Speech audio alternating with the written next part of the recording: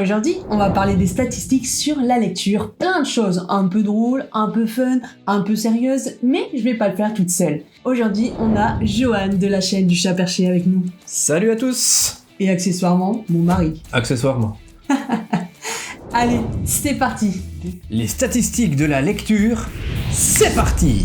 Pour commencer, est-ce que tu savais que les femmes lisent généralement beaucoup plus que les hommes et que les jeunes et les seniors sont un public extrêmement important? Tu savais que les bandes dessinées et les comics gagnent en prestige et en reconnaissance? Ils sont de plus en plus représentés comme un art à lui tout seul. Ça me fait penser que moi je suis très amateur de bandes dessinées et de comics. C'est vrai. En ce moment, je suis plus dans les Marvel. Et d'ailleurs, en parlant des BD, eh bien, les jeunes sont le public privilégié des bandes dessinées, comics et aussi des mangas. Environ 60% des Français lisent au moins un livre par an. Ça, c'est intéressant parce que 86% des Français se revendiquent spontanément comme lecteurs. Ça fait beaucoup. À savoir ce qu'ils lisent. C'est ça. Mais tu savais que 1 jeune sur 5 revendique ne pas lire du tout. Bon allez, on enchaîne avec des durées de lecture. En moyenne, les Français lisent 41 minutes par jour. 41 minutes? Bah, ça fait quand même 4h47 par semaine, c'est beaucoup ça. Ouais, c'est beaucoup, mais 3h14 devant les écrans. Hors lecture. 3h14? Attends, laisse-moi calculer, ça fait 22h38 par semaine. Tu te rends compte? Mais c'est énorme! Tu savais que les pays du Nord, la Suède, la Norvège et le Danemark sont plutôt des grands valorisateurs de la lecture. Ils lisent beaucoup. Allez, pour se remonter le moral, eh bien, il semblerait qu'on lise tous beaucoup plus depuis le confinement. Ça nous a redonné goût à la lecture. Et d'ailleurs, après le confinement, on a pu voir que les habitudes de lecture ont un peu changé. On n'est plus seulement sur du livre papier, mais aussi il y a une évolution dans la lecture audio et numérique. T'as déjà fait de l'audio, toi?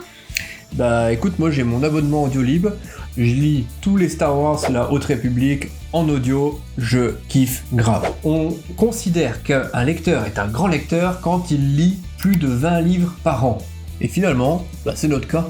Oui, ces derniers temps en Europe, c'est en Suisse où la lecture est la plus forte chez les gens. Au moins, une personne sur 2 a lu au moins 4 livres dans l'année, une personne sur 4 en lit même 10 ou plus. Mais il faut savoir que la Suisse tient son rôle de championne grâce aux femmes, parce que c'est elles principalement qui lisent. Et elles lisent beaucoup. En parlant de lire beaucoup, le livre qui a été le plus vendu en France cette année, et j'en ai parlé d'ailleurs dans une vidéo que vous pouvez aller voir là-bas, c'est La femme de ménage de Freida McFadden, à plus de 600 000 exemplaires, ce qui est énorme. Les livres plus pratiques, art de vivre, loisirs, restent quand même ce qui est le plus lu en France. Et c'est ensuite suivi des livres de fiction. Un Allemand du nom de Bruno Schröder serait le détenteur de la bibliothèque la plus fournie d'Europe. 70 000 livres chez lui. Bah avec toi, il y a des bouquins partout dans chaque pièce. Même dans le toilette, il y a des livres. Non mais j'en ai même pas 1000. Je suis pas certain. Ça vaudrait le coup de les compter. J'en ai même pas 500. Je sais combien j'en ai, à peu près. Tu savais que le pays où on lisait le moins en Europe, c'était les Pays-Bas? Et en Asie, c'est la Corée du Sud. On continue sur les anecdotes, mais l'auteur français le plus lu en 2024 est Melissa d'Acosta. Elle est très connue. On décerne une palme d'or à Aix-les-Bains pour être la ville la plus lectrice de France. 1829. C'est le nombre d'habitants par librairie. Bon, c'est où on doit aller si on veut visiter des librairies. Alors, tu sais quel est l'auteur le plus connu au monde? Dans mes recherches, ce que j'ai trouvé, c'était Agatha Christie. Tu connais? Bah ouais, je connais, ma sœur elle lisait ça quand j'étais petit. C'est une femme, elle en a écrit énormément.